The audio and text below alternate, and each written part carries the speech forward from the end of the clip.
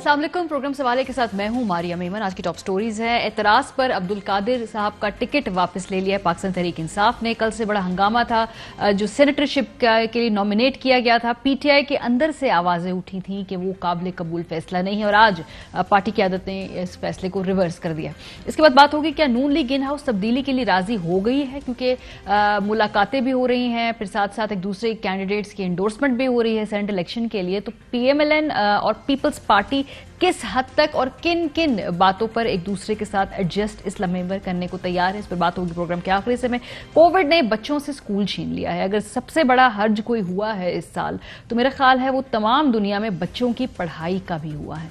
खास तौर पे पाकिस्तान में 6 लाख से ज़्यादा बच्चे जो हैं वो सिर्फ पंजाब से ही स्कूल से ड्रॉप आउट हुए हैं, क्योंकि उनके वालिदैन के मौशी हालात ऐसे नहीं थे। प्रोग्राम के आखिर में इस पर बात होगी, लेकिन आगाज करते कल से एक बहुत बड़ी डेवलपमेंट ये थी कि पाकिस्तान तहरीक इंसाफ ने अपने सेनेट इलेक्शंस के उम्मीदवारों का ऐलान किया। उनमें एक नाम था अब्दुल कादिर का, जो कि वैसे इस्लामाबाद बेस्ड बताए जा रहे हैं, लेकिन उनको बलूचिस्तान की कोटे में वहां पे सीट के लिए नॉमिनेट किया गया। उसके बाद हुआ ये कि पाकिस्तान तहरीक इंसाफ के बलूचिस्तान की ही क़यादत ने उस वक्त इस फैसले को न सिर्फ रिजेक्ट किया, बल्कि वहाँ से जो डॉक्टर मुनीर बलोच साहब थे, उनके जो मरकजी रहनुमा है बलूचिस्तान पाकिस्तान तहरीक इंसाफ के, वो हर टेलीविजन चैनल पर गए, उन्होंने प्रेस कॉन्फ्रेंसेस भी की, उन्होंने बरमला इस फैसले को बिल्कुल रिजेक्ट किया। अब से कुछ देर पहले फिर अब ये फैसला सामने आया है, पाकिस्तान तहरीक इंसाफ उनसे टिकट वापस ले रही है और ये बात हमें डॉक्टर शहबाज गिल साहब ने बताई। बलूचिस्तान से सेनेट का टिकट कादिर साहब से वापस लेकर ज़हूर आगा को जारी किया जा रहा है। कप्तान हमेशा अपनी पार्टी वर्कर की सुनता है। कल से मुख्तलिफ वज़रा अलग अलग वजाहतें दे रहे थे। किसी को भी नहीं मालूम था कि अब्दुल कादिर साहब ये कहाँ से आए हैं, कोई भी नहीं जानता था कि उनका नाम कैसे कहाँ कब फाइनल हुआ। जितने वजीर उतने ज़्यादा वर्जन्स थे इस बात के। अब से कुछ देर पहले हमने असद उमर साहब से भी बात की थी और उस वक्त उनको भी यही कहना था कि वो मुकम्मल तौर पे लाइल्म है, उनकी कोई मुलाकात नहीं हुई है अब्दुल कादिर नामी शख्स से। बहुत शुक्रिया असद साहब हमें ज्वाइन करने के लिए। आगाज जरा थोड़े सियासी क्वेश्चन से होगा, क्योंकि आज सेनेट टिकट के जो आपने दिए हैं लोगों को, उससे रिलेटेड आपकी अपनी जमात के अंदर से ही जो आपका बलूचिस्तान चैप्टर है उसने तहफुजात का इजहार किया। वो कहते हैं अब्दुल कादिर साहब जिनको आपने बलूचिस्तान से नॉमिनेट किया है, उन्हें कोई जानता नहीं पार्टी में, वो भी नहीं जानते और 6-7 दिन पहले ये नाम सर्कुलेट हुआ। जी बिल्कुल आप सही कह रही है। मेरे पास भी कुछ मैसेजेस आए। मैंने अभी अपने हमारे बलूचिस्तान के एमएनए जो हैं उनसे बात भी करने की कोशिश की थी, बात मेरी हो नहीं सकी। बुनियादी तौर पे जिस तरीके से काम किया गया था, जिस सूबे से जिसका ताल्लुक है हमारे पार्लियामेंट्री बोर्ड के मेंबर्स का, उन्होंने या और जो दूसरे सीनियर रहनुमा उनसे मशवरा करके किया गया था। मेरी इनसे मुलाकात नहीं है, लेकिन आई एम श्योर अगर रिकमेंडेशन हुई है तो उसकी कोई बुनियाद तो जरूर होगी। ठीक है। और ये पार्टी में कब से है इसके बारे में भी अभी आप क्लियर नहीं है या?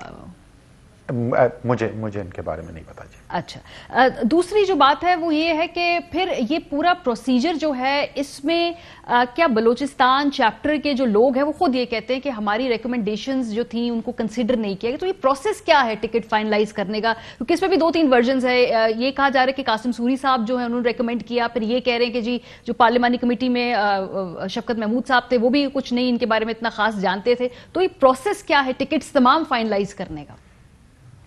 टिकट्स का जी, जैसे मैंने कहा कि पार्लिमानी बोर्ड की जो रिप्रेजेंटेशन थी उसमें एक ये फैसला किया गया कि खैबर पख्तूनख्वा से जो है वो परवेज खट्टक, असद कैसर, शाह फरमान और चीफ मिनिस्टर महमूद खान थे कि इनिशियली वो आपस में मुशावरत करके खैबर पख्तूनख्वा के नाम वो रिकमेंड करेंगे। इसी तरीके से पंजाब से शाह महमूद कुरैशी, उस्मान बुज़दार, शफकत महमूद वारा थे, फवाद चौधरी थे, उनकी रिकमेंडेशंस आई। सिंध से इमरान इस्माइल साहब जो हैं उन्होंने रिकमेंडेशंस की। इस्लामाबाद की जो विमेंस सीट थी उसकी रिकमेंडेशन मैंने की थी। और बलूचिस्तान में जैसे आप कह रहे हैं कासिम सूरी या दूसरे जो हैं वहाँ पे सीनियर लोग, उन्हीं में से किसी से मशवरा किया होगा। तो वो फिर नाम आए, दूसरे लोगों ने भी उसके ऊपर कमेंट किए। ऐसा नहीं था कि अगर किसी और सूबे का है तो किसी ने कोई कमेंट नहीं किया, लेकिन बाय एंड लार्ज जो है वजन ज्यादा उनको दिया गया जो जिस सूबे से ताल्लुक रखने वाले सिलेक्शन बोर्ड के मेंबर्स का था। ठीक है। अच्छा, आगे बढ़ने से पहले जो दूसरा आपकी एक और टिकट है लोग सवाल पूछ रहे हैं, वो जी आपके मिनिस्टर साहब हैं जो उनका अदालत में केस चल रहा है, फैसल वाडा साहब, और अब वो सेनेटर का इलेक्शन लड़ेंगे। तो ये क्या थॉट प्रोसेस है? क्योंकि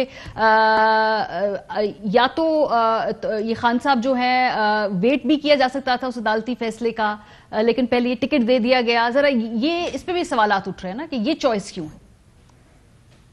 یہ جی بالکل وہ فیصل واوڈا صاحب نے خود ایک پریفرنس شو کی تھی کہ وہ شفٹ کرنا چاہتے ہیں سینٹ کے اندر، اور اس کے اوپر ڈسکشن ہوئی، دو رائے تھی، لیکن اس کے اوپر پھر یہی فیصلہ کیا گیا کہ ظاہر ہے وہ ایک وفاقی وزیر بھی ہیں، ایک لیڈنگ سپوکس پرسن ہیں پارٹی کے، بہت عرصے سے پارٹی کے ساتھ رہے ہیں، ایکٹیو کارکن رہے ہیں، تو اس لیے ان کی جو پریفرنس ہے اس کو سامنے رکھتے ہوئے یہ فیصلہ کیا گیا۔ اور اگر پارٹی نے اگری کیا، اس کا مطلب ہے کہ آپ لوگ اینٹیسپیٹ کر رہے ہیں کہ فیصلہ موافق نہیں آئے گا فیوچر میں جو آنے والا ہے، یہ پیش بندی کی ہے آپ لوگوں نے؟ فیصلہ کیا آئے گا اور ہو سکتا ہے وہ تو نہیں ہمیں پتا کہ فیصلہ کیا آئے گا، اور وہ آپ کو جیسے کو پتا ہے کہ وہ کوئی ڈسکوالیفیکیشن تو ہوتی نہیں ہے، اگر وہ فیصلہ آتا بھی ہے تو وہ کوئی ڈیبارمنٹ نہیں ہوتی، وہ ری الیکشن کی ایک کال ہوتی ہے، ان کے اوپر کوئی کرپشن کا کیس نہیں چل رہا، کوئی اس کے اندر ایسی چیز نہیں ہے کہ جس میں اگر فیصلہ ان کے خلاف آ جائے تو وہ پھر ساری زندگی الیکشن نہ لڑ سکے۔ ٹھیک ہے، اچھا تھوڑا آگے بڑھتے ہیں۔ یہ جو آپ لوگوں کی ویڈیو اسکینڈل کمیٹی ہے، اس پہ بھی بڑی تیزی سے کام ہو رہا ہے، میں دیکھ رہی تھی آج ایک اور بیٹھک ہوئی ہے،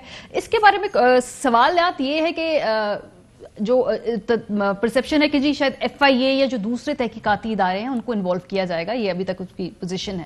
سو ایف آئی اے تو آپ لوگوں کا ماتحت ادارہ ہے، جب یہ تحقیقات ہوں گی تو پھر تو obviously اس کا سیاسی پہلو بھی ہے، یہ بھی کہا جائے گا کہ اس کی تحقیق پہ آپ لوگ اثر انداز بھی ہو رہے ہیں، اور پھر کسی بھی حکومت کے اپنے ذیلی ادارے کی تحقیق کے اوپر کوئی بھی کیوں مطلب آپ کے ساتھ تعاون کرے گا؟ Have you thought this through؟ نہیں، یہ جو ساری تحقیقات ملک کے اندر ہوتی ہیں وہ تو حکومت کے تحقیقاتی ادارے کرتے ہیں نا۔ اگر الزام جو ہے وہ کوئی عمران خان کے اوپر ہو یا پرویز خٹک کے اوپر ہو، اسد کیسر کے اوپر ہو، تو پھر تو سمجھ میں آتی ہے کہ کوسچن نیوٹرلٹی کا اٹھتا ہے۔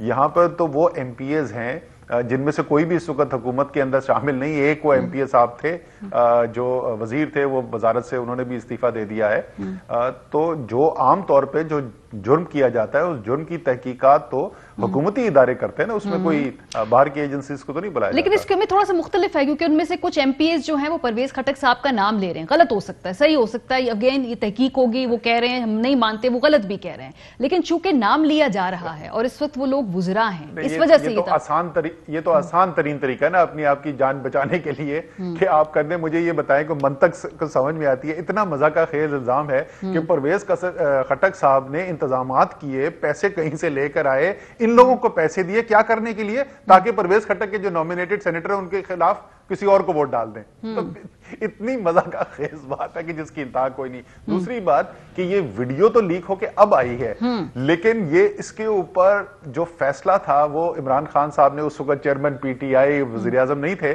ان لوگوں کو میرے خیال میں 17 لوگ ہیں جن کو پارٹی سے نکال دیا گیا تھا، اور اس کی وجہ سے جو ہے 2018 کی یہ بات ہم کر رہے ہیں، الیکشن سے پہلے کی بات کریں تو یہ اچانک سے ان کو آج کیوں خیال آیا؟ یہ جب اس وقت پارٹی سے نکالا گیا تو اس وقت انہوں نے یہ بات کیوں نہیں کی تھی؟ لیکن ایک اور بات بھی کہتے ہیں نا یہ اپوزیشن، وہ کہتے ہیں جی کہ جو ہمارا سینٹ کا الیکشن تھا جس میں چیئرمین شپ تھی، ڈیپٹی چیئرمین شپ تھی، اس میں بھی جو ہے اثر انداز ہوئی کچھ قوتیں، اور اس کے بعد ان کے ووٹ کٹے، اس میں ان کے اپنے ممبران obviously بڑا اونس ان پہ ہے کہ وہ خود تحقیق کریں، لیکن پھر آپ لوگ کو خیال ہے کہ ایک مکمل تحقیق ہو جانی چاہیے ہے اس الیکشن کی بھی، تاکہ فار گڈ جو ہے اس معاملے کو پیچھے چھوڑیں اور آگے چلا جائے؟ دیکھیں، کسی ممبر کا ووٹ ڈالنا اپنی پارٹی کے نومینیٹڈ کینڈیڈیٹ کے بجائے کسی اور کے لیے قانون میں کوئی بار نہیں ہے اس کے اوپر۔ آپ کو پتا ہے فلور کراسنگ کی شک جو لگتی ہے وہ صرف 2 صورت میں لگتی ہے، یا تو بجٹ کے ووٹ کے اندر، فائنانس بل کے ووٹ کے اندر آپ اپنی پارٹی لائن کراس کریں، یا وزیر اعظم کے الیکشن یا ووٹ آف کانفیڈنس کے اندر آپ جو ہے وہ پارٹی لائن کراس کریں۔ تو یہ کوئی قانون کی خلاف ورزی نہیں ہے، اسی لیے تو ہم کہہ رہے ہیں کہ یہ جو سارے مطلب اتنی عجیب و غریب بات ہے کہ ایک طرف وہ یہ کہتے ہیں کہ جی صرف پچھلے سال، اب ہم چھانگا مانگا کی 1988 کی باتیں نہیں کر رہے، ہم کہہ رہے ہیں 2020 کے اندر اپوزیشن کہہ رہی ہے کہ دباؤ ڈالا گیا اور لوگوں نے جو ہے وہ ووٹ جو ہے اپنی پارٹی کے خلاف ووٹ دے دیا۔ تو اس لیے تو ہم عرض کر رہے ہیں کہ خدا کا واسطہ اس سارے معاملے کو شفاف بنائے، تاکہ اگر کوئی آپ کے خلاف ووٹ ڈالے جس کی اس کو اجازت ہے قانوناً، تو کم سے کم قوم کو پتا تو ہو کہ اس نے اپنی پارٹی کے فیصلے کے خلاف ووٹ ڈالا، تو اس وقت اس فیصلے کی مخالفت کیوں کرے؟ ذرا مجھے یہ تو سمجھا دیں، یہ دلیل دے دیں۔ ہاں، وہ مخالفت کو تو پرنسپلی وہ اگری کرتے ہیں، وہ بلکہ کہتے ہیں کہ وہ ہونا چاہیے، یہ طریقہ کار پہ ان کا اختلاف ہے، خاص طور پہ جو آپ نے 3 پرونگڈ اپروچ تھی، پہلے ترمیم کی بات بھی کی، پھر سپریم کورٹ بھی گئے، پھر آرڈیننس کی بات بھی ہوئی، تو وہ اس پہ شاید تحفظات ہیں۔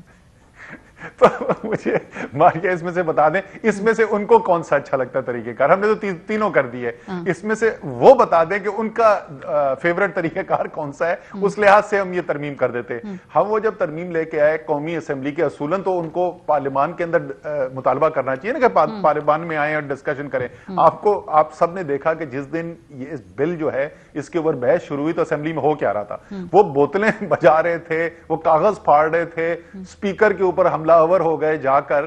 سو اگر اس کے اصولی طور پہ اس کے ساتھ ہیں تو اس دن وہ سارا تماشا کیوں ہو رہا تھا, اس دن انہوں نے یہ کھڑے ہو کے بات کیوں نہیں کی. اور اس اصول کا مجھے کیا فائدہ کہ جب اصول پرکھنے کا وقت آیا, یعنی اس پر بل پر ووٹ ڈالنے کا, اس کے حق میں اس کے خلاف ووٹ آیا, تو اس وقت ان کے یہ سارا اصولی موقف کدھر گیا. نہیں بالکل ٹھیک بات ہے, پرنسپلی اس پہ ویک مورل گراؤنڈ پہ کھڑی ہیں وہ تمام لوگ جو اس وقت اگر یہ کام نہیں ہونے دیں گے, یہ بات بالکل درست ہے. لیکن صرف آپ کی اپروچ پہ ہم بات کریں نا کہ آپ لوگ تین طریقے سے, شاید کلیئرٹی نہیں ہے, یہ آپ کے اپنے حلقوں میں لوگ سوال کرتے ہیں جی کہ کون مشورے دے رہا ہے کہ بھائی یہ آرڈیننس لے آئیں, پھر سپریم کورٹ میں چلے جائیں, بیچ میں ترمیم والی بات بھی کر لیں, انگیج نہیں کیا اپوزیشن کو پہلے اس سے.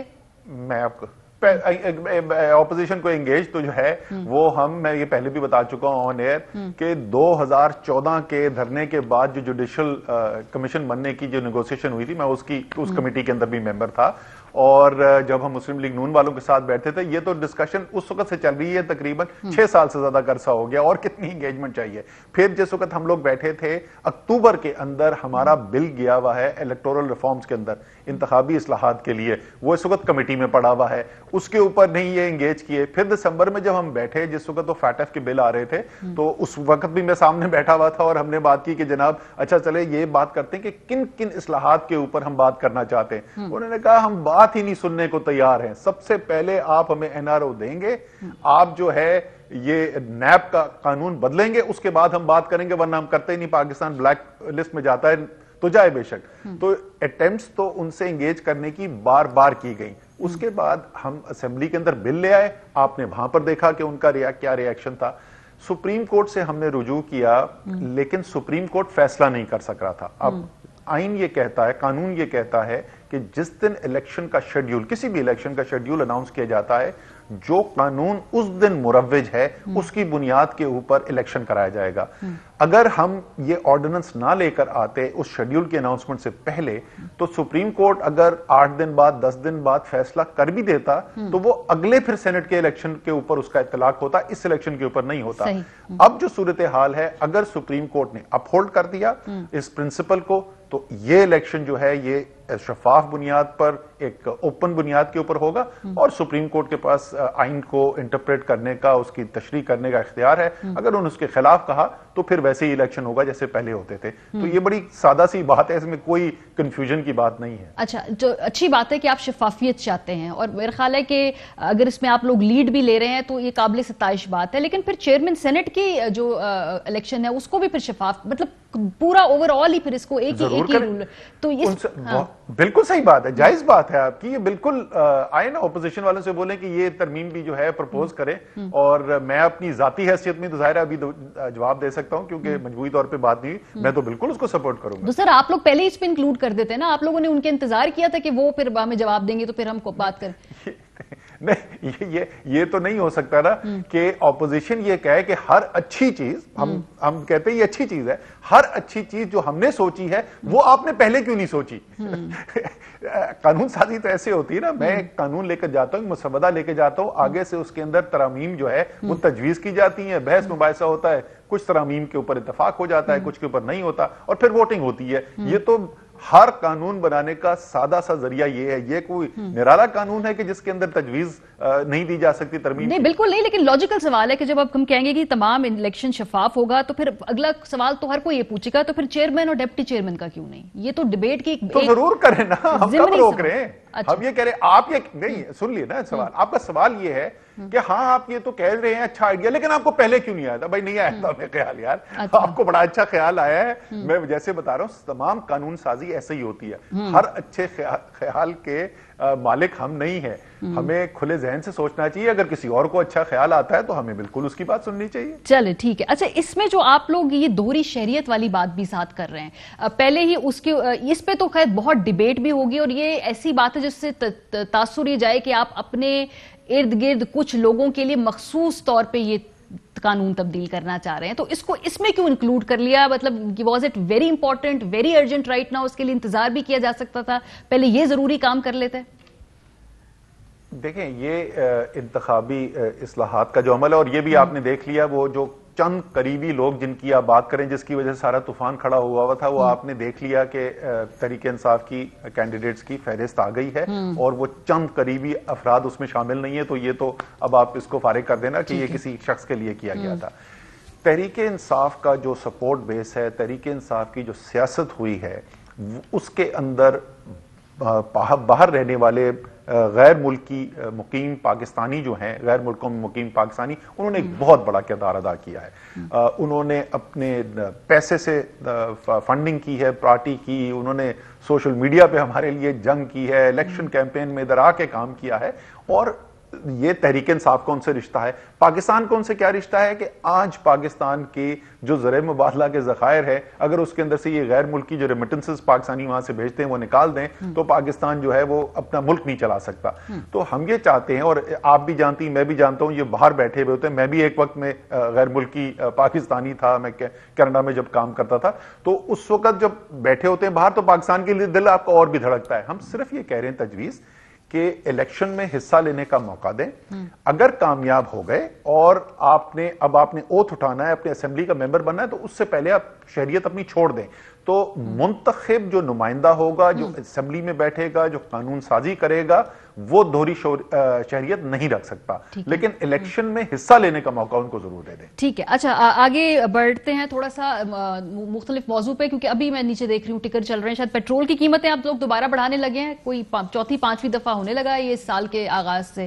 بہت مجبوری ہے, کرنا پڑے گا یہ, اور مزید اس سال ہم دیکھیں گے بتدریج قیمتیں بڑھنی ہی ہیں. یہ مجھے تو پہلی بات نہیں پتا کہ قیمت بڑھ رہی ہے کہ نہیں بڑھ رہی. اس کا طریقہ کار یہ ہوتا ہے, اوگرا ایک کیلکولیشن کرتا ہے, اس کیلکولیشن سے وہ پیٹرولیم منسٹری کے پاس جاتی ہے.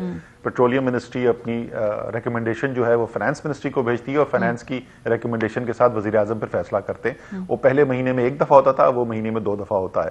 اگر عالمی قیمتوں میں اضافہ ہو رہا ہے تو پیٹرول کی قیمتیں جو ہیں وہ بڑھتی ہوئی نظر آتی ہیں, اور ہم نے پچھلے سال بھی ایسا دیکھا کہ ہم نے قیمت بڑھتی ہوئی بھی نظر آئی اور تیزی سے کم ہوتی ہوئی بھی نظر آئی. تو بنیادی طور پہ تو عالمی منڈی میں جو قیمت ہے اس کی بنیاد کے اوپر, اور جو ہمارے ایکسچینج ریٹ ہے, روپے اور ڈالر کا جو پیرٹی ہے, ان 2 چیزوں کی وجہ سے بنیادی تبدیلی آتی ہے.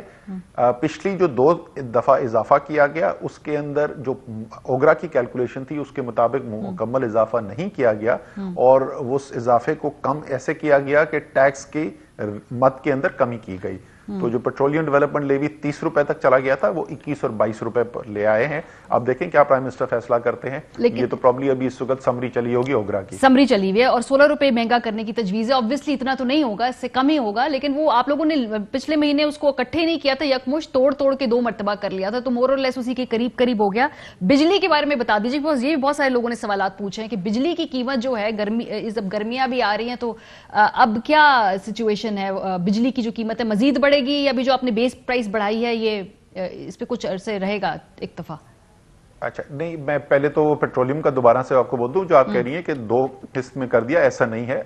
میں دوبارہ آپ چیک کر سکتی ہیں فیکٹ, جو 30 روپے پہ پیٹرولیم لیوی تھی وہ اب 21 اور 22 روپے ہو گئی ہے پیٹرول اور ڈیزل کے لیے. سو 8 سے 9 روپے کی کمی کی گئی ہے ٹیکس کے اندر اس قیمت کو روکنے کے لیے. بجلی کی جو اضافہ ہے جی, یہ تو بڑی ہم تفصیل سے پہلے بتا چکے ہیں کہ جو معاہدے کر کے گئی تھی پچھلی حکومت, اس کی بنیاد کے اوپر, اس میں 1 پیسہ بھی وہ شامل نہیں ہے کہ تحریک انصاف کی حکومت کا کوئی نیا فیصلہ ہو, اس کے مطابق جو قیمت بڑھانے کی ضرورت تھی وہ تقریباً 3 روپے 70 پیسے کے قریب بنتی تھی, اور یہ 1 سال پہلے بڑھا دینی چاہیے تھی.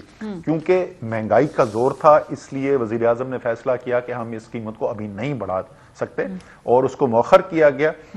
اب کیونکہ مہنگائی کی شرح کے اندر کمی آنی شروع ہوئی ہے, آپ کو پتا ہے پچھلے 4-5 ماہ سے جو کنزیومر پرائس انڈیکس ہے جو افراط زر کو ناپتا ہے, اس کے اندر بتدریج کمی آئی ہے, تو اضافہ کیا گیا ہے, لیکن ابھی بھی جو مکمل اضافہ بنتا تھا ان منصوبوں کے مطابق جو مسلم لیگ نون سائن کر کے گئی تھی اس سے تقریباً آدھا اضافہ کیا گیا ہے. اچھا آخری کوشچن یہ ویکسین سے متعلق ہے کیونکہ میں پڑھ رہی تھی کہ اب پرائیویٹ جو فرمز ہیں وہ لے کر آئیں گی ویکسین, اور ظاہر سی بات ہے سرکاری طور پہ تمام بوجھ نہیں اٹھا سکتے, پریگمیٹک بات ہے, ہر کسی کو سرکار ویکسین نہیں لگا سکتی, لیکن جو اس میں قیمتوں کی تعین کا بات کی گئی کہ شاید آپ لوگ کیپ نہیں رکھیں گے یا اس کو کنٹرول کرنے کے کیا میکنزم کوئی ہے یا نہیں ہے, ذرا یہ کلیئر کر دیجئے. اچھا پہلی بات تو یہ میں واضح کر دوں کہ نہیں ایسا نہیں ہے, یہ فیصلہ اس لیے نہیں کیا گیا کیونکہ حکومت بوجھ نہیں اٹھا سکتی. جو پاکستانی بھی ویکسین لگانا چاہے گا اس کو حکومت پاکستان مفت میں ویکسین فراہم کرے گی. یہ جو فیصلہ کیا گیا پرائیویٹ امپورٹس کا, آپ کو پتا ہے کہ دنیا کے اندر ظاہر ہے اس وقت ایک صورتحال ایسی ہے کہ لوگ جو ویکسین ڈیمانڈ کر رہے ہیں مطالبہ زیادہ ہے اور اتنی سپلائی اس سے کم ہے, تو ایک وقت میں فوری طور پر تمام ویکسین نہیں لائی جا سک رہی ہے, تو انتظار کرنا پڑ رہا ہے لوگوں کو. تو ہم نے پرائیویٹ سیکٹر کا چینل بھی کھول دیا کہ اگر کوئی پرائیویٹ سیکٹر ایسے لوگ جو افورڈ کر سکتے ہیں, آپ جیسے لوگ, میرے جیسے لوگ, اگر وہ یہ فیصلہ کریں کہ نہیں ہم انتظار نہیں کرنا چاہتے, تو وہ پرائیویٹ چینل کے ذریعے اگر کوئی آئے ہے قیمت ادا کریں اور وہ لے لیں. پرائس کے اس کا مسئلہ یہ تھا کہ اس وقت جو ہے انٹرنیشنل بینچ مارک پرائس ہے کوئی نہیں, تو اسی وجہ سے یہ فیصلہ رکا ہوا تھا اور پرائیویٹ سیکٹر کی امپورٹ نہیں ہو رہی تھی. تو پھر اس لیے الاؤ کیا گیا کہ جب تک یہ بینچ مارک اسٹیبلش نہیں ہوتا جس کی بنیاد کے اوپر یہ فکس کیا جائے کہ یہ پرائس اس سے زیادہ نہیں ہو سکتی, تو وہ اوپن رکھ دیا گیا ہے. لیکن پھر میں وہی دوبارہ ریپیٹ کروں گا, یہ صرف اس کے لیے ہے جو کوئی انتظار نہیں کرنا چاہتا حکومتی ویکسین کا اور وہ جلد لگانا چاہتا ہے, اس کے پاس افورڈ کرنے کی کیپیسٹی ہے, صرف ان کے لیے یہ فیصلہ کیا گیا ہے. ورنہ جو بھی پاکستانی چاہے گا ویکسین لگوانا, اس کو حکومت پاکستان کمیٹڈ ہے کہ اس کو مفت میں ویکسین لگایا جائے. چلیں جی, ویری ری ایشورنگ, بہت شکریہ اسد عمر صاحب موجود تھے. پروگرام ایک بریک لیں گے, اس کے بعد پی ڈی ایم کی اسٹریٹجی کے حوالے سے بات کریں گے. مشترکہ کینڈیڈیٹس کی جو فہرست سامنے لے کے آئے ہیں, کیا وہ فائنلائز ہو گئی ہے؟ بریک کے بعد شاید خاقان عباسی صاحب ہمارے ساتھ ہوں گے, آپ لوگ ہمارے ساتھ رہیں. Welcome back. جو سینٹ الیکشن کے امیدوار اناؤنس کیے گئے ہیں پاکستان تحریک انصاف کی جانب سے, اس پہ ہم نے پہلے سیگمنٹ میں بات کی. اب ذرا پی ڈی ایم کے حوالے سے بات کرتے ہیں. آج یوسف رضا گیلانی صاحب, بڑا تاریخی سا منظر تھا, وہ جا کے اپنے نامینیشن پیپرز فائل کر رہے تھے اور ساتھ اس وقت کے سابق 2 وزراء اعظم کھڑے تھے. بڑی آئرونک سی بات بھی, کیونکہ یوسف رضا گیلانی صاحب کو نکالنے میں ہی پی ایم ایل این نے کافی اس وقت ایکٹیو کردار ادا کیا تھا, لیکن پالیٹکس میں ہر روز حلیف اور جسے کہتے ہیں نا حریف, وہ سیم نہیں رہتے. بہرحال پی ڈی ایم کے جو کینڈیڈیٹس ہیں ان کا کیا سٹیٹس ہے, میکنزم طے کر لیا ہے یا نہیں کیا؟ اس کے علاوہ مریم صاحبہ نے آج جو تقاریر کی اس پر بھی بات کریں گے. شاہد خاقان عباسی صاحب ہمارے ساتھ موجود ہیں. بہت شکریہ شاہد صاحب. یہ یوسف رضا گیلانی صاحب فی الحال آپ کے مشترکہ کینڈیڈیٹ ہے, لیکن جو باقی لسٹ میں نام ہے پیپلز پارٹی کے, پی ایم ایل این کے, اس پہ بھی ایڈجسٹمنٹ ہوگی یا وہ اپنی اپنی سیٹوں پہ لڑیں گے؟ ذرا تھوڑا سا بتائیے, ابھی تک طے کر لیا ہے طریقہ کار؟ نہیں, ہر جگہ مختلف ہے.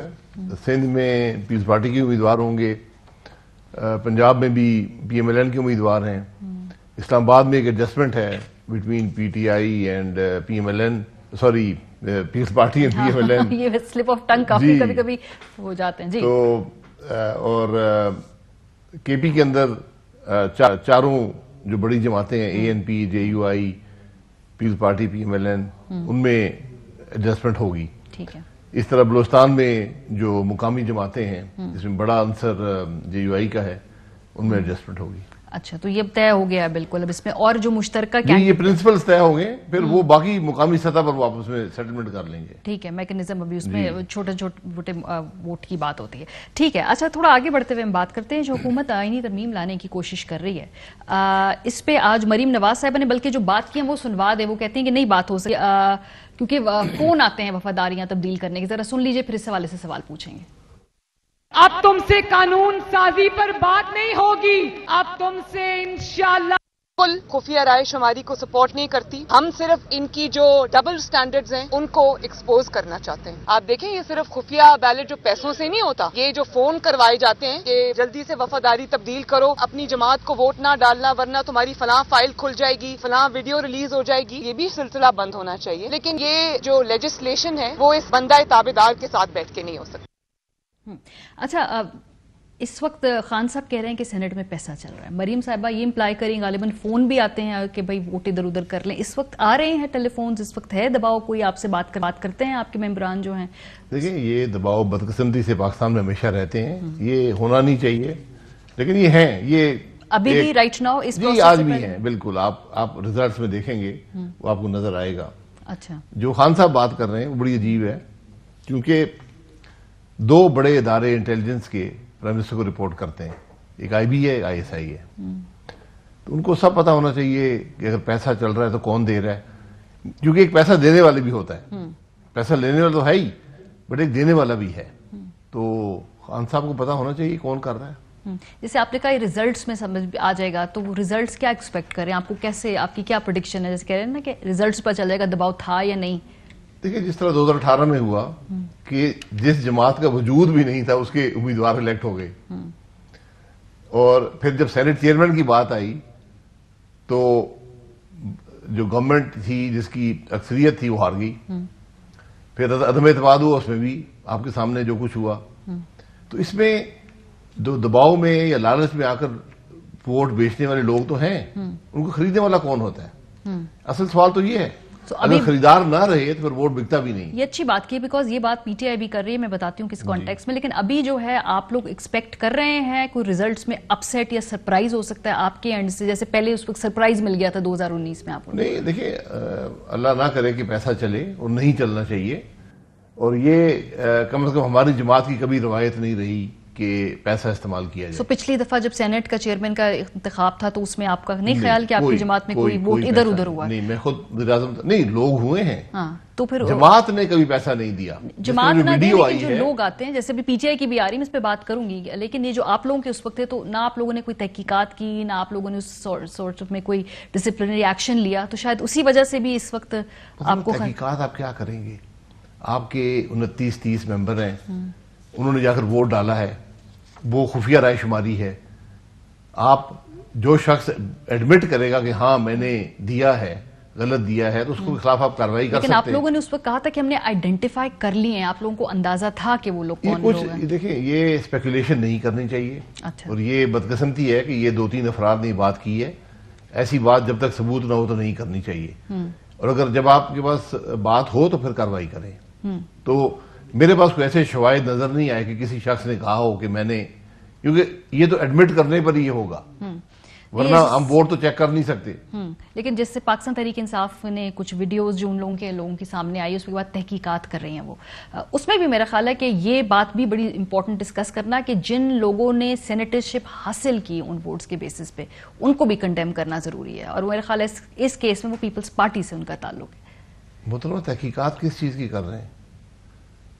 ووٹ پیسے دینے والا بھی PTI والا, یہ کیسے اس ویڈیو سے, پیسے لینے والے بھی اس ویڈیو سے کیسے اسٹیبلش ہو رہا ہے کہ وہ PTI والے پیسے دینے والے, وہ جو ممبران ہیں, ممبران جو ہیں وہ خود کہہ رہے ہیں, وہ ان کی انٹیگریٹی کو کوسچن کرتے ہیں, کیونکہ وہ پہلے بھی حلف اٹھا چکے ہیں, اس وقت بھی انہوں نے غلط سارے کہہ رہے ہیں, جو اس میں ویڈیو پہ موجود ہے ان کو بلا کر پوچھ لیں. اس نے بڑا اوپنلی کہا ہے کہ یہ جو سینیٹر الیکٹ ہوا تھا اس نے پیسے دیے ووٹ کے لیے نہیں, بلکہ ہم الیکشن لڑ سکیں, اور اس نے براہ راست اس وقت کے چیف منسٹر کا نام لیا ہے جو آج ملک کے وزیر دفاع ہیں, اور جس جگہ وہ ہو رہا ہے جو اس وقت کے KP کے اسپیکر تھے آج قومی اسمبلی کے اسپیکر ہیں. اچھا, اس کے بارے میں کہتے ہیں کہ وہ گھر وہ نہیں ہے, وہ گھر ایک اسلام آباد میں ایک اور شخصیت کا گھر ہے. میں پھر گزارش کروں گا کہ جی بڑی دیر بعد یاد آتی ہے, کیونکہ بات تو جو کی جاتی ہے نا اس سے شک اور شبہ پیدا ہوتا ہے. بینیفیشری تو اس میں پیپلز پارٹی ہے نا, بینیفیشری جو بھی ہے اس کو نکالیں. پھر ابھی جو باتیں سامنے آئی ہیں کہ جو ایک مسلم لیگ کے جو سینیٹر تھے ان کو PTI نے ووٹ دے کر جتایا ہے, یہ ووٹ کیوں دیے؟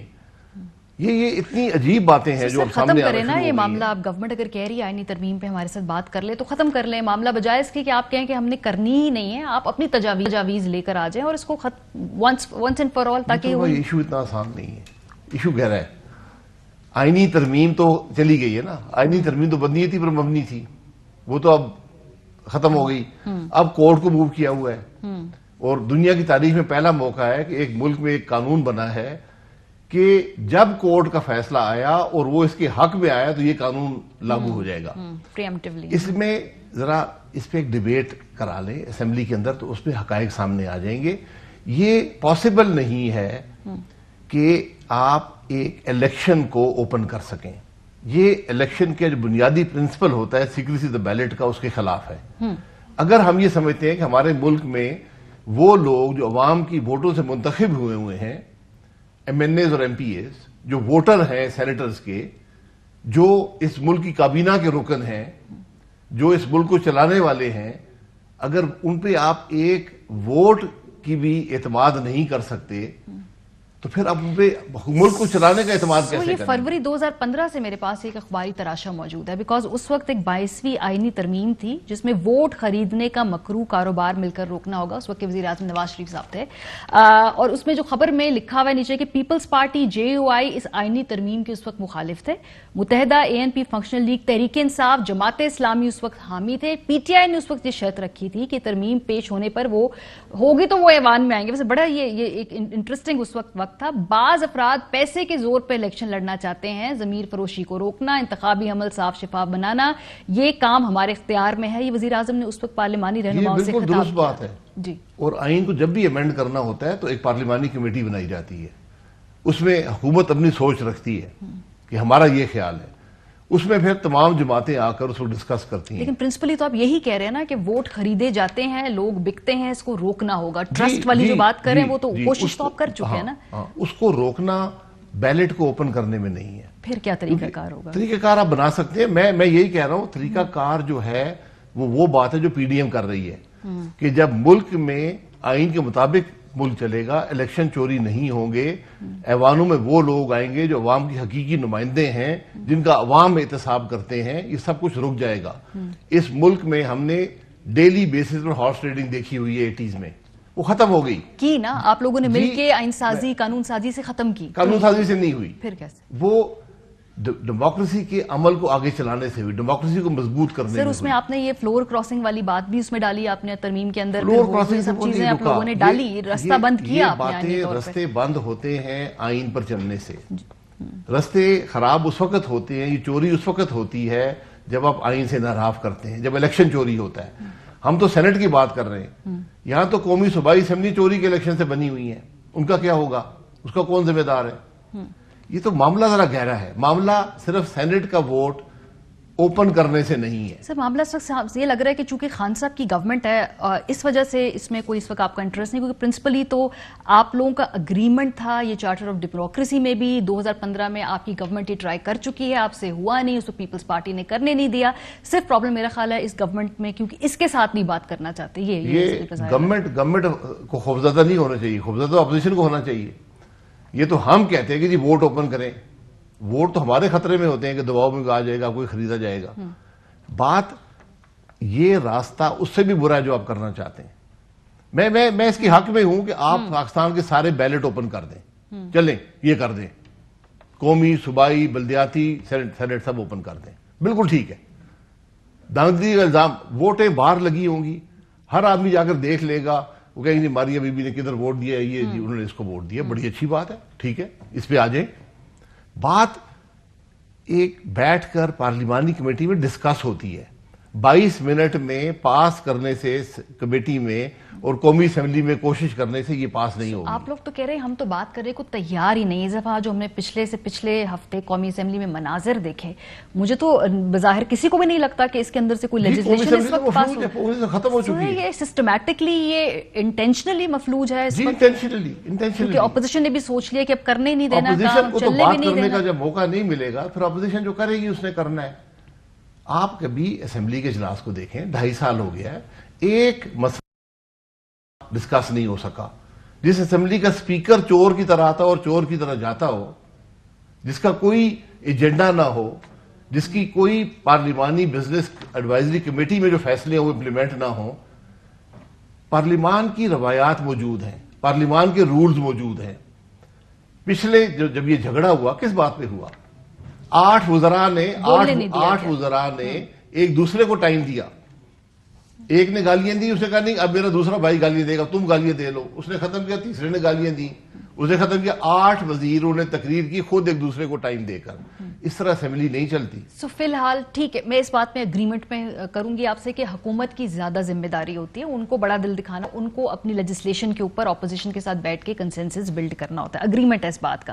لیکن ابھی فی الحال اب آپ کو لگتا ہے کہ یہ الیکشن جو ہے اوپن بیلٹ سے ہونا چاہیے ہے یا نہیں ہونا چاہیے؟ پرنسپلی چھوڑ دیں حکومت کیا کرے گی. الیکشن کوئی بیلٹ الیکشن بھی اوپن بیلٹ سے نہیں ہونا چاہیے. پہلے آپ لوگ کوشش کیوں کر رہے تھے کہ یہ پہلے سے وہ طریقہ ڈھونڈ رہے تھے کہ یہ ریگنگ نہ ہو. نہیں، ساگڈر صاحب از ویری کلیئر، انہوں نے اس وقت اوپن بیلٹ کا لفظ استعمال کیا ہوا ہے اپنی تقاریر کے ٹھیک ہے، تو پھر نہیں مانا گیا، بات ختم ہو گئی. نہیں ہو نہیں پایا کیونکہ پیپلز پارٹی نہیں کر رہی تھی، باقی جماعتیں میں نہیں یہی کر کہہ رہی رہا ہوں نا، تھیں. دیکھیں آپ کی رائے ہوتی ہے، آپ دوسرے کی مشاورت جب کرتے ہیں آپ کو پتہ چل جاتا ہے کہ نہیں ہونا چاہیے.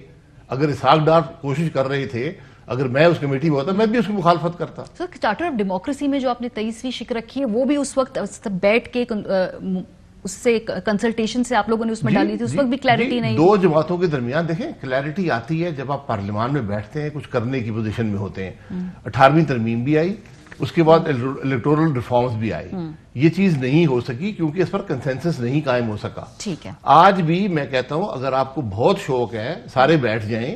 الیکشن سینٹ کے 3 سال بعد ہوتے ہیں، کوئی ایسی بڑی قیامت نہیں آ رہی کل پرسوں، تو بیٹھ جائیں فیصلہ کر لیں. لیکن یہاں بیٹھنے کا ماحول نہیں ہے. جب پارلیمان کو آپ نہیں چلائیں گے، جب اپوزیشن کو بولنے کا موقع نہیں دیں گے، عوام کی تکلیف کی بات نہیں کرنے دیں گے، پھر یہ چیزیں نہیں ہوتی. اچھا آج جو بلاول بھٹو زرداری صاحب تو بڑے کنسسٹنٹلی بات کر رہے ہیں کہ ان ہاؤس چینج لے کر آنا ہے. 2-3 دفعہ اپنے اس موقف کو چکے ہیں. پی ڈی ایم اس پہ ابھی حتمی فیصلہ اپنا دے گی. اس سے پہلے شہباز شریف صاحب بھی جب وہ پارلیمنٹ میں آیا کرتے تھے تو ان کی ایک تقریر ہے غالباً وہاں پہ غالباً، لیکن ان کا بڑا سٹانس اس پہ کلیئر تھا کہ جی ان ہاؤس چینج ہی ہونا چاہیے. ذرا سن لیجئے بلاول اور شہباز صاحب کا ورژن. جتنی جلدی ان ہاؤس چینج لائی جائے اور عمران خان نیازی اس سے جتنی جلدی جان چھڑائی جائے اتنا بہتر ہوگا. میں پورا کانفیڈنس کے ساتھ کہہ سکتا ہوں کہ یہ وزیر اعظم نہیں رہے گا. اگلے سال تک انشاءاللہ تعالی ہمارا نیا وزیر اعظم ہوگا، نیا انتخاب. سو یہ 2019 کی بات ہے. ان ہاؤس چینج کے حوالے سے پی ایم ایل این نے فیصلہ کر لیا ہے کیونکہ آج کچھ ٹی وی پہ ٹکر چل رہے تھے، لیکن آبویسلی تصدیق تو آپ لوگ کر سکتے ہیں تردید، کہ عدم اعتماد کی تحریک لینے جو پیپلز پارٹی کی جو تجویز ہے اس سے آپ اگری کر رہے ہیں؟ دیکھیں پی ڈی ایم میں مشاورت ہوگی. اگر پیپلز پارٹی کو ایسی دلیل دے سکے کہ ملک کے مسائل کا حل عدم اعتماد میں ہے تو ہم ان کے ساتھ ہیں. مشاورت سے اگر پی ڈی ایم فیصلہ کرتی ہے، لیکن میری ذاتی رائے اور میری جماعت کی رائے جو میں نے ابھی تک دیکھی ہے وہ یہی ہے کہ ہمیں اس خراب نظام کا حصہ بننے کی کوئی ضرورت نہیں ہے. ہم تو نظام کی تبدیلی کی بات کر رہے ہیں، ہم عدم اعتماد کی بات تو نہیں کر رہے. عدم اعتماد کر کے پھر اسی نظام میں شامل ہو جائیں گے جو چوری شدہ نظام ہے. اس لیے یہ بات ذرا اس سے بڑی ہے. لیکن میں پھر یہ کہوں گا کہ بات سننی ہر ایک کی، ان کی دلیل کو سننا. یہ اس سے پہلے جو سینٹ کے انتخابات تھے اس میں ہماری پارٹی کی اکثریتی رائے تھی حصہ نہیں لینا چاہیے، لیکن جب دلائل سامنے آئے، پیپلز پارٹی نے دیے، دوسری جماعتوں نے دیے، حصہ آ گیا. تو اسی نظام میں آ گئے نا دوبارہ سے جو آپ کا بھی کنسرن ہے کہ بھائی ہم کریں گے. اس نظام میں نہیں، سینٹ مستقل ہاؤس ہوتا ہے. اچھا وہ رہے گا. سو اس میں کوئی چوری نہیں ہوئی ابھی تک، اس میں کوئی مینڈیٹ وغیرہ چوری نہیں ہوا جو موجودہ سینٹ ہے جس حالت میں. نہیں، اس میں تو مینڈیٹ جو چوری ہوا ہے وہ اسی نظام میں آپ دوبارہ جی ہم اس میں کم از کم ایسے لوگوں کو نہ آنے دیں جو عوام کے نمائندے نہیں ہیں. ہم اپنی پوری کوشش تو کریں نا. ٹھیک ہے، لوگ بیٹھے ہوئے ہیں جو چوری شدہ لوگ ہیں، سب جانتے ہیں کون سے لوگ ہیں. تو ہم نے ان کا راستہ روکنا ہے، اس لیے اس میں آئے. یہ دلائل وہاں دیے گئے. اب اگر کوئی دلیل دے سکتا ہے کہ ملک کے مسائل کا حل ایک عدم اعتماد کر کے اس متنازع نظام میں جو چوری شدہ الیکشن کا نتیجہ ہے اس میں شامل ہونا ہے تو ہم سننے کو تیار ہیں. ٹھیک ہے. اچھا لانگ مارچ جو ہے اس کا آپ لوگوں نے فائنل جو روٹ ہے وہ طے کر لیا ہے؟ کیونکہ آج مریم بی بی نے فیض آباد کا نام لیا تو غالباً پہلا پڑاؤ فیض آباد ہوگا، اس سے آگے پیچھے بھی جانا ہے یا فیض آباد ہی کی؟ اس کے اسلام آباد کے راستے میں پنڈی آتا ہے. فیض آباد جو ہے پنڈی اسلام آباد دونوں کا حصہ ہے، تو وہیں سے لانگ مارچ آئے گا. لانگ مارچ 26 کو شروع ہوگا پاکستان کے مختلف علاقوں سے. یہاں کب پہنچتے ہیں وہ ٹائم تعین کیا جائے گا اور کیا شکل ہوگی لانگ مارچ کی اس کا بھی تعین کیا جائے گا. تو فیض آباد سے پہلے پنڈی بھی آتا ہے تو پنڈی رکتے آئیں گے یا سیدھا اسلام آباد آ جائیں گے؟ یہ بھی فیصلہ پی ڈی ایم کرے گی. اچھا یہ سارا پاکستان ہے، پنڈی میں رکیں، فیض آباد میں رکیں، اسلام آباد سیدھے آ جائیں، یہ ہماری چوائس ہے. اور دھرنے کا آپ لوگ پی ایم ایل این نے فیصلہ کیا کیونکہ پیپلز پارٹی جو ہے اس حوالے سے ان کی ڈفرنٹ پالیسی ہوتی ہے، وہ دھرنے پہ یوزلی بلیو نہیں کیا کرتے کہیں دینے پہ. پی ایم ایل این کی اس پہ کیا پالیسی ہے؟ پالیسی کسی جماعت کی نہیں ہوگی، پی ڈی ایم کی ہوگی. ہر جماعت مشاورت میں اپنا حصہ ڈالے گی اور اس کے مطابق فیصلہ ہوگا. بہت شکریہ. شاہد خاقان عباسی صاحب ہمارے ساتھ. بریک سے جب واپس آئیں گے تو پھر کووڈ میں سب سے زیادہ نقصان اسکول جانے والے جو بچے ہیں ان کا بھی ہوا ہے. ڈراپ آؤٹس بہت زیادہ ہوئے ہیں اسکول کے بچے. بریک کے بعد پھر بات ہوگی ہمارے ساتھ.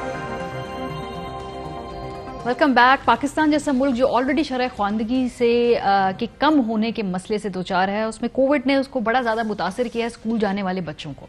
और इतलात के मुताबिक पंजाब के कोई 48 से ज़ायद सरकारी स्कूलों में कोरोना के बायस 4 लाख से ज़ायद तलबा स्कूल छोड़ चुके हैं। ये प्राइवेट स्कूल्स की तंजीम सर्विंग स्कूल एसोसिएशन है, उसके मुताबिक सिर्फ लाहौर में ही तकरीबन 150 स्कूल कोविड की वजह से बंद हो चुके हैं और मुल्क भर में कम अज़ कम 20% प्राइवेट स्कूलों के बच्चे कोरोना वबा के बाद वापस लौटे ही नहीं है। इस तालीमी बहरान की बड़ी वजह कोविड के दौरान माली मुश्किलात और बेरोजगारी में इजाफे ने इसमें बड़ा किरदार अदा किया है। बहरहाल हुकूमत पंजाब ने इस मसले से निपटने के लिए जो बच्चों को स्कूल वापस लाने का मंसूबा तश्कील दिया है।